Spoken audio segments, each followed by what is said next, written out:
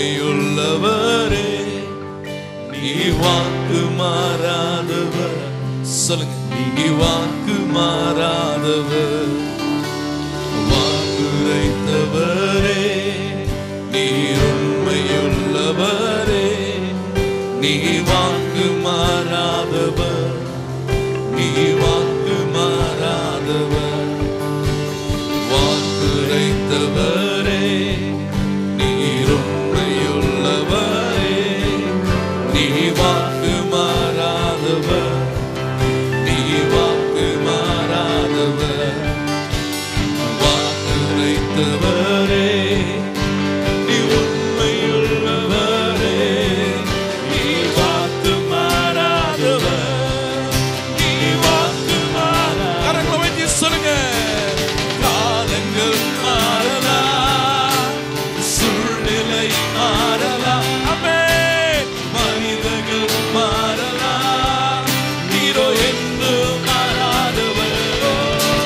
காலங்கள் மாறலாம், சூழ்நிலை மாறலாம், மனிதர்கள் மாறலாம், நீர் என்று காலங்கள் மாறலாம், சூழ்நிலை மாறலாம், மனிதர்கள் மாறலாம், நீரோ என்று மாறாதவரே.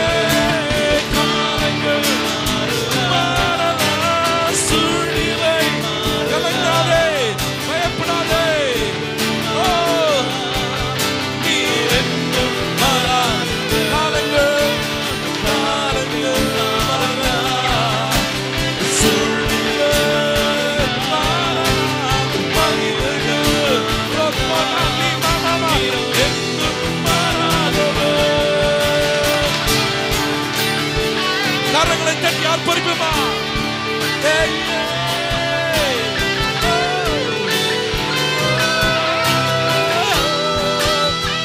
முடிந்தமட்ட கரங்களை தட்டி சிறிய ஆலயத்தில் வெளியே உட்கார்ந்திருக்காங்க. மாறாதவர், எது மாறினாலும் பரவாயில்ல, வாக்குத்தத்தம் மாறாது.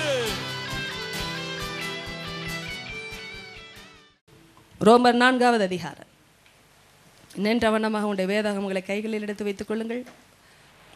Church is meant for radical people, people of faith. மத சம்பந்தப்பட்டவர்களுக்குரியதல்ல சபை. ஆமென். ஆதலால் நீங்கள் விசுவாசத்தை உடையவர்களாகி விசுவாசத்தினால் வரும் பலனை பெறுகிற கூட்டத்தில் இருப்பீர்கள் என்றால் ஒரு கால மதத்தை பின்பற்றவே முடியாது. ஆமென். தேவன் மதத்தை ஏற்படுத்த வரவே இல்லை, மனுஷனை மாற்ற வந்தார். ஹல்லேலூயா. ரோமர் 4 சில வசனங்களை வாசித்துவிட்டு தொடர்ச்சியாக பிறகு வாசிக்க போகிறோம். ரோமர் 4 3, 4, 5 வாசித்த பிறகு செல்லலாம். வேத வாக்கியம் என்ன சொல்லுகிறது? ஆபிரகாம் தேவனை விசுவாசித்தான், அது அவனுக்கு நீதியாக எண்ணப்பட்டது என்று சொல்லுகிறது. கிரியை செய்கிறவனுக்கு வருகிற கூலி கிருபை என்று எண்ணப்படாமல் கடன் என்று எண்ணப்படும். ஒருவன் கிரியை செய்யாமல் பாவியை நீதிமானாக்குகிறவரிடத்தில் விசுவாசம் வைக்கிறவனாயிருந்தால் அவனுடைய விசுவாசமே அவனுக்கு நீதியாக எண்ணப்படும். பிறகு நாம் கடைசியாக சில வார்த்தைகளை வாசிக்க போகிறோம். 17, அதற்கு முன்பாக 16 வாசிக்கலாம். ஆதலால் சுதந்திரமானது கிருபையினால் உண்டாகிறதாயிருக்கும்படிக்கு அது விசுவாசத்தினாலே வருகிறது. நியாய பிரமாணத்தை சார்ந்தவர்களாகிய சந்ததியாருக்கு மாத்திரமல்ல, நம் எல்லாருக்கும் தகப்பனாகிய ஆபிரகாமுடைய விசுவாசத்தை சார்ந்தவர்களான எல்லா சந்ததியாருக்கும் அந்த வாக்குத்தத்தம் நிச்சயமாக இருக்கும்படிக்கு அப்படி வருகிறது. அநேக ஜாதிகளுக்கு உன்னை தகப்பனாக ஏற்படுத்தினேன் என்று எழுதியிருக்கிறபடி அவன் தான் விசுவாசித்தவருமாய் மரித்தோரை உயிர்ப்பித்து இல்லாதவைகளை இருக்கிறவைகளைப் போல் அழைக்கிறவருமாய் இருக்கிற தேவனுக்கு முன்பாக நாம் எல்லாருக்கும் தகப்பனானார். உன் சந்ததி இவ்வளவாயிருக்கும் என்று சொல்லப்பட்டபடியே தான் அநேக ஜாதிகளுக்கு தகப்பனாவதை நம்புகிறதற்கு ஏதுவில்லாதிருந்தும் அதை நம்பிக்கையோடு விசுவாசித்தான். அவன் விசுவாசத்திலே பலவீனமாய் இருக்கவில்லை. அவன் ஏறக்குறைய 100 வயதுள்ளவனாய் இருக்கும்போது தன் சரீரம் செத்து போனதையும் சாராளுடைய கர்ப்பம் செத்து போனதையும் எண்ணாதிருந்தான்.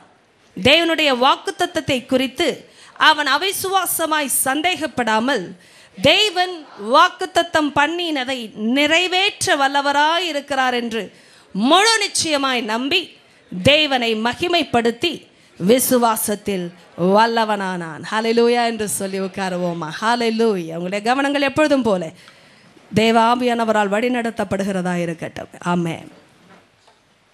கவனிங்கள், விசுவாசம் என்ன செய்யும்? விசுவாசம் என்பது என்ன?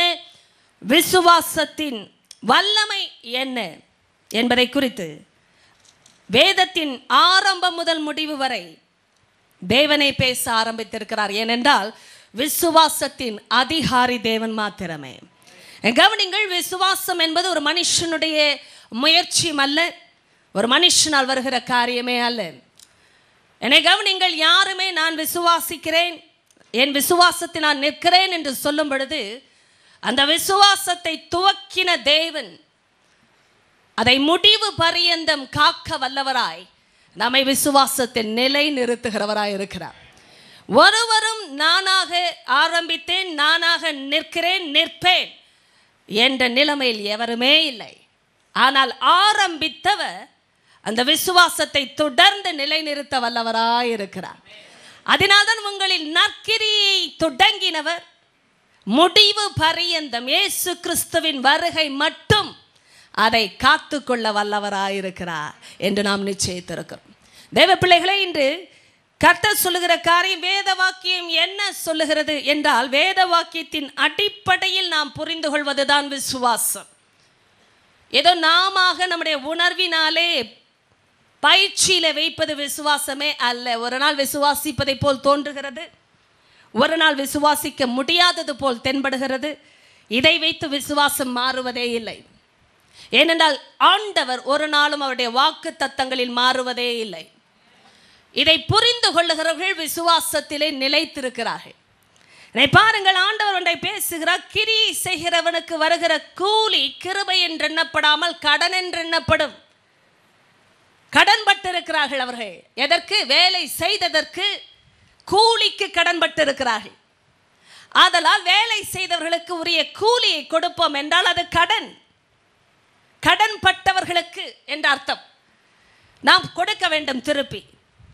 ஆனால் பாவியை நன்றை கவனிங்கள், நீதிமானாக்குகிறவரிடத்தில் விசுவாசம் வைத்தால் அதுதான் இங்கே விசுவாசம்.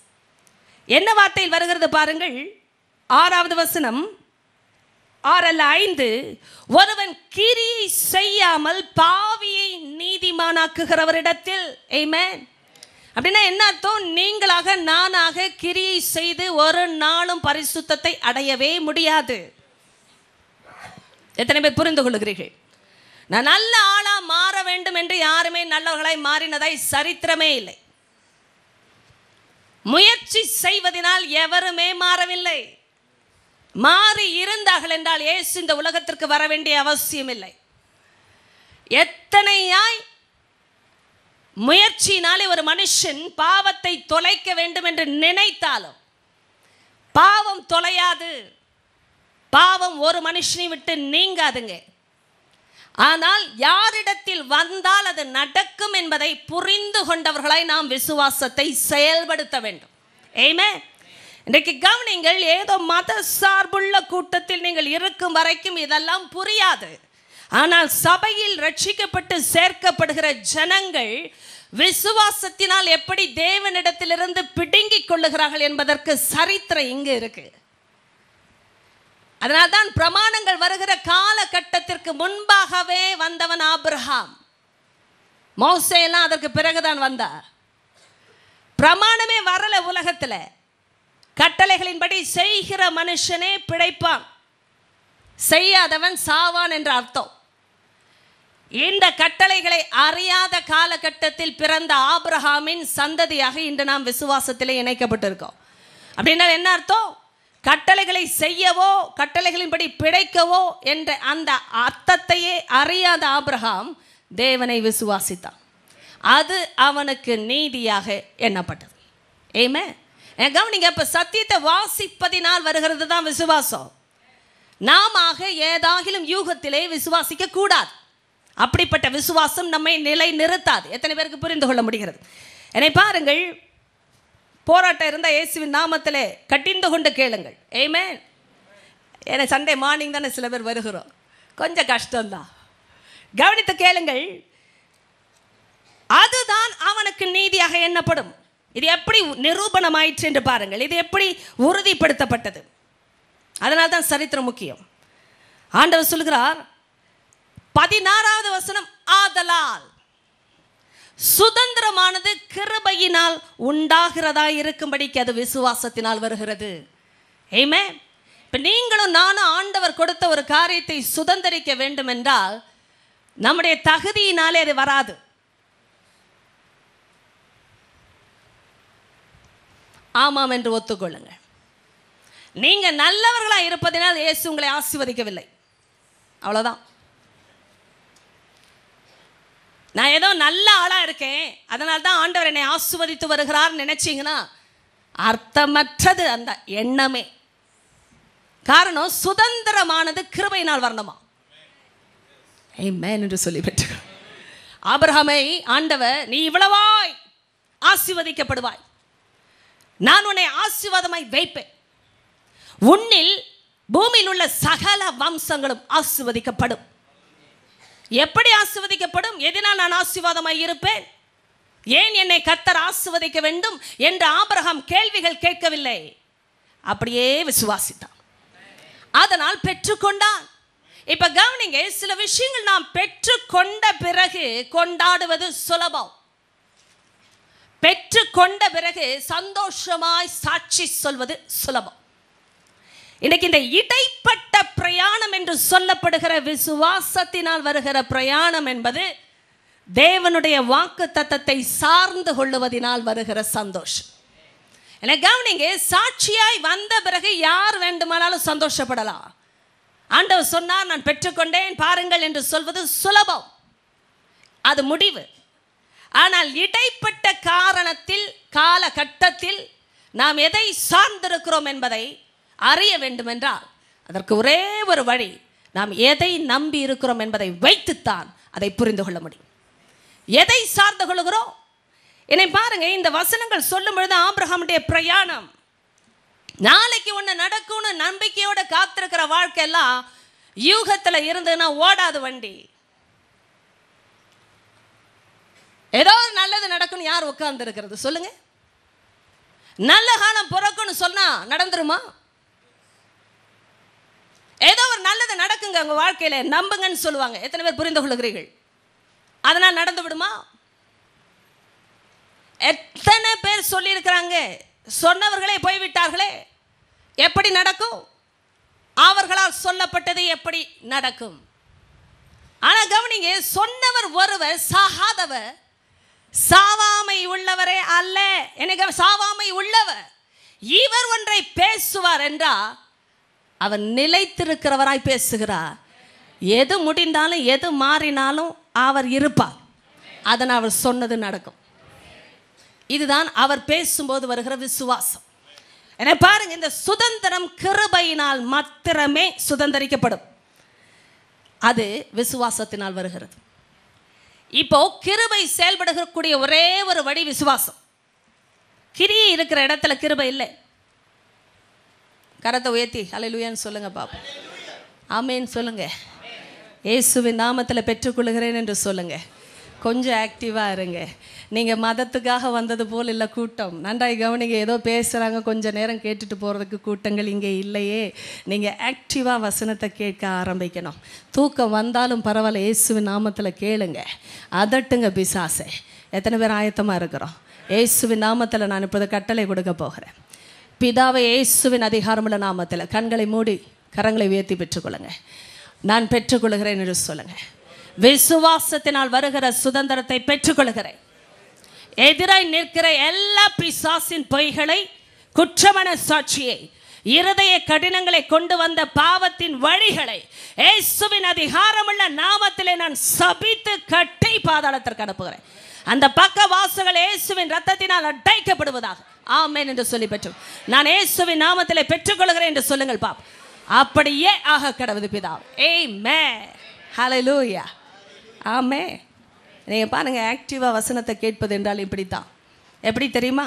ஏதோ ஒரு காரியம் நல்லதாக நடந்தால் மட்டும் சந்தோஷம் இல்லையா ஒரு விசுவாசிக்கு. நல்லவரை பற்றி கொள்வதினாலே ஒரு சந்தோஷம். எவ்வளோ நல்ல ஆண்டவர் பாருங்கள். சுதந்திரமானது கிருபையினால் உண்டாயிருக்கும்படிக்கு. ஒரு ஆளுக்கு ஒரு சுதந்திரம் கிடைக்குதுன்னா கிருபையில் வந்ததுன்னு சொல்லணும் என்றால் விசுவாசத்தினால் மட்டுமே பெற்றுக்கொள்ள முடியும். எங்க எனக்கு இந்த ஆசீர்வாதம் வந்ததுக்கு நான் தகுதி இல்லை, தேவனுடைய கிருபை. அப்படின்னா என்ன அர்த்தம்? எனக்கு எந்த யோக்கியமும் இல்லை, கர்த்தர் கிருபையாக என்னை ஆசீர்வதித்தார், கிருபையாக என்னை சொஸ்தப்படுத்தினார். கிருபையாக என்றால் என்ன அர்த்தம்? அந்த கிருபை செயல்பட்டதற்கு காரணம் விசுவாசம். நான் அவரை அப்படியே விசுவாசித்தேன். எனக்கு அவர் தருவார் என்று விசுவாசித்தேன். எனக்கு அவர் செய்ய முடியும் என்பதை விசுவாசித்தேன். எனக்கு தகுதி இல்லை, ஆனால் அவருக்கு தகுதி இருக்கிறது என்று விசுவாசித்தேன். எனக்கு எந்த விதத்திலும் அதற்கு தகுதி வரவே போவதில்லை. என் தேவன் இயேசுவின் நிமித்தம் என்னை தகுதிப்படுத்தின படினா எனக்கு தருவார் என்பதை விசுவாசித்தேன். அதுதாங்க விசுவாசம். என்னை பாருங்கள், இப்போது ஆபிரகாமுடைய லைஃப் எதை காட்டுகிறது? நியாயப்பிரமாணத்தை சார்ந்தவர்களாகிய சந்ததியாருக்கு மாத்திரம் அல்ல. அப்படி என்றால் நியாயப்பிரமாணமே நமக்கு என்னன்னு தெரியாது, ஆனால் அந்த சந்ததியாருக்கு மட்டும்தான் ஏதாவது செய்வேன் ஆண்டவர் சொன்னா நம்மெல்லாம் லிஸ்ட்லே இல்லை. தெரியுமா உங்களுக்கு மோசே என்றால் யார் என்று தெரியுமா? கேள்விப்பட்டிருக்கேன்.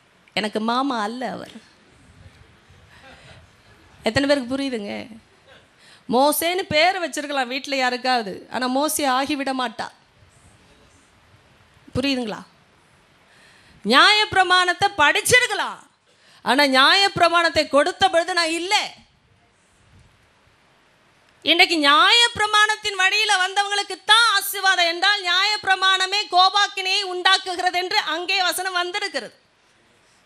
கிருபை வராது. நியாயப்பிரமாணம் இருக்கும் வரைக்கும் கிருபை செயல்பட முடியாது.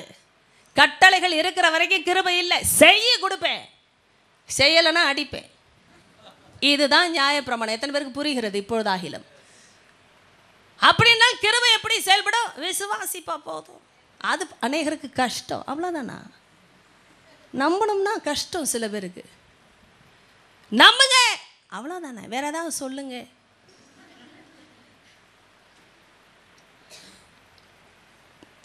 தேவனுக்கு முன்பாக ரட்சிக்கப்படும்படிக்கு நாங்கள் செய்ய வேண்டிய கிரியை என்ன? எப்போ பாரு யூதர்களுக்கு இதே கேள்விதான். தேவனுக்கு கேட்கும் கிரியை என்ன?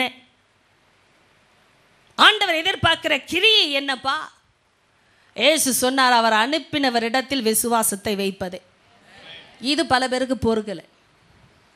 அவ்வளோதானா? வேற எதுவும் இல்லையா? செய்தே பழகினவங்களுக்கு சும்மா இருக்க சொன்னா கஷ்டம். ஏதாகிலும் செய்யணும், அப்பதான் பக்தி. இன்னைக்கு சொல்லுகிறேன், வாலிப சமுதாயமே கவனிங்க.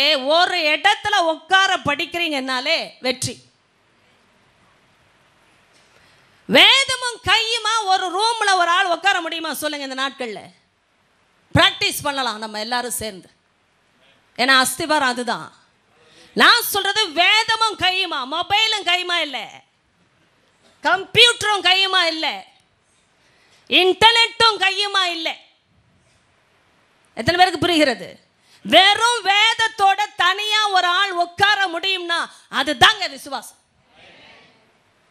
கிரியை இல்லை, அங்க கிருபையை சார்ந்து கொள்ளுகிற விசுவாசம். என் தகுதியில நடக்காதுப்பா, நீங்க என் மேல் வைத்த அந்த அன்பு என்பதின் நிமித்தம் அது நடக்கும். கவனிங்க, ஆபிரகாம் அப்படிப்பட்ட சந்ததிக்கு தகப்பனாவதை அவர் முன்குறித்தபடினால்தான் இன்னைக்கு விசுவாசித்தான், அது அவனுக்கு நீதியாக எண்ணப்பட்டது. கட்டளை இல்லாம நியாயப்பிரமாணம் இல்லாம செய்து பிழைக்காம ஆண்டவரை அப்படியே நம்பனா. அதனால்தான் அந்த கூட்டத்தில் நாமும் சேர்ந்து கொண்டோம் இன்று. ஹல்லேலூயா என்று சொல்லி பெற்றுக்கொள். அந்த சந்தோஷத்துக்கு இன்றைக்கு பாருங்க, நம்ம பாத்திரவான்களை மாற வேண்டும். அதுதான் இன்று அழைப்பு. என்னை பாருங்கள், அநேக ஜாதிகளுக்கு உன்னை தகப்பனாக ஏற்படுத்தினேன் என்று எழுதியிருக்கிறபடி அவன் தான் விசுவாசித்தவருமாய். கவனிங்க, அவன் விசுவாசித்தான்.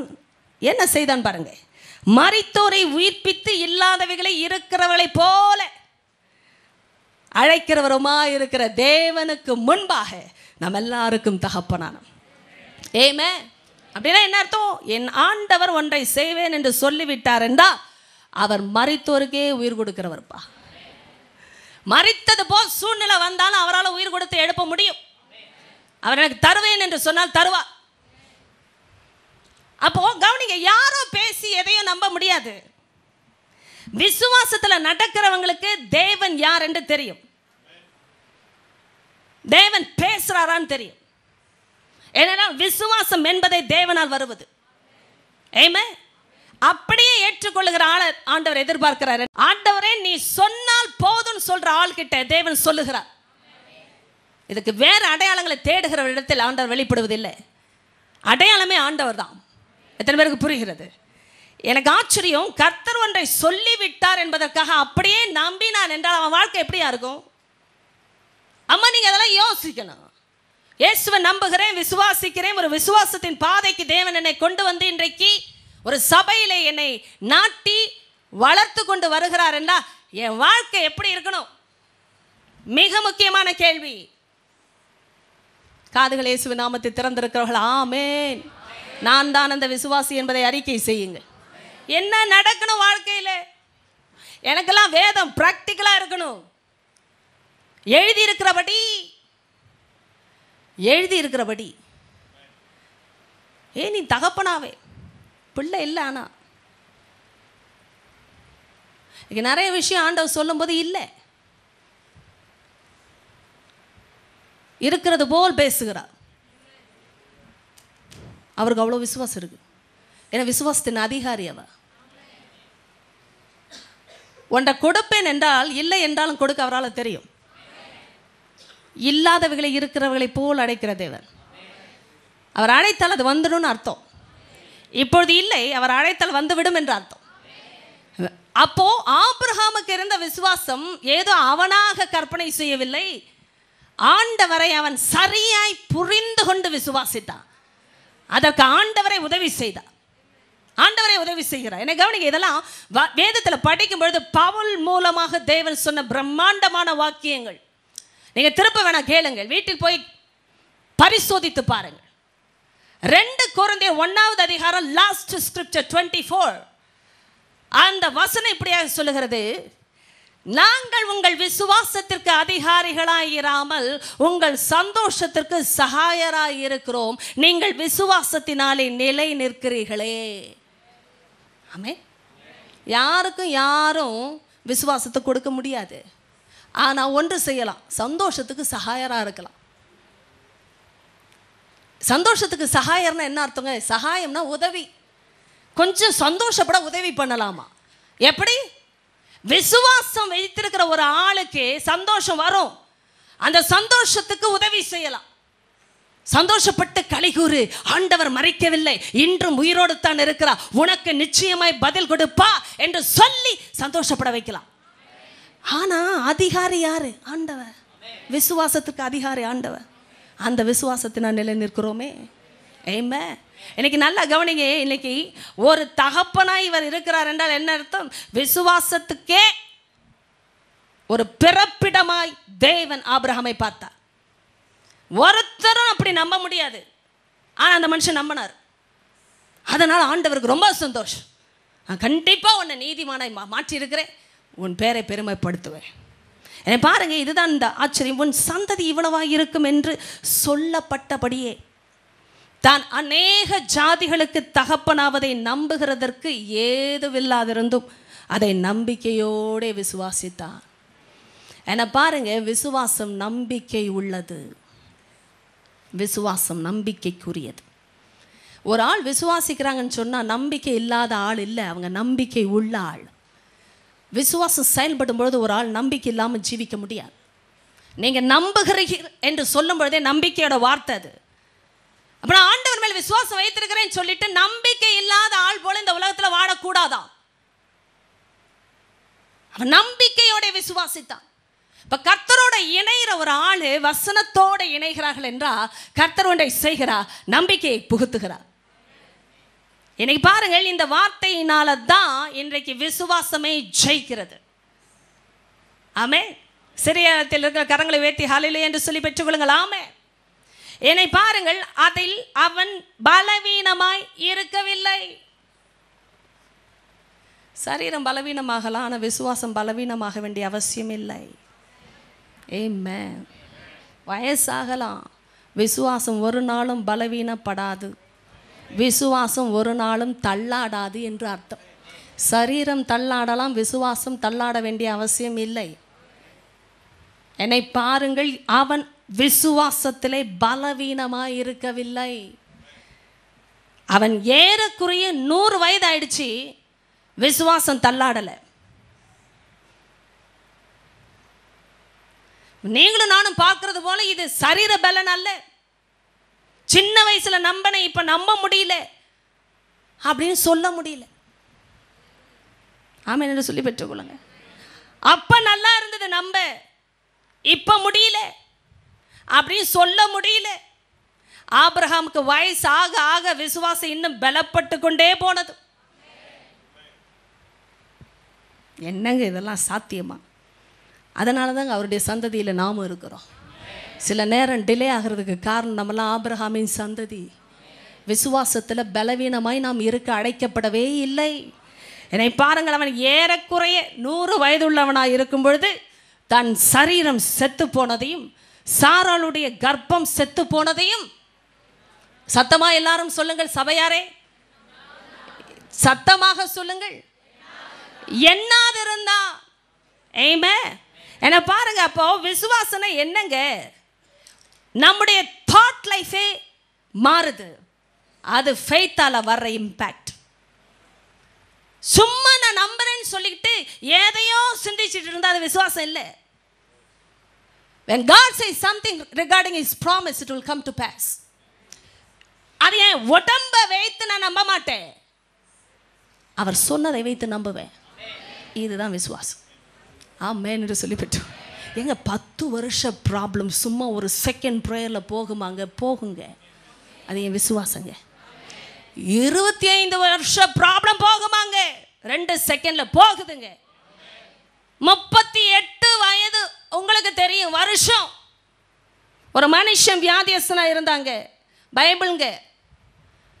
எழுந்து நடக்க முடியுமாங்க? நடந்தாங்க.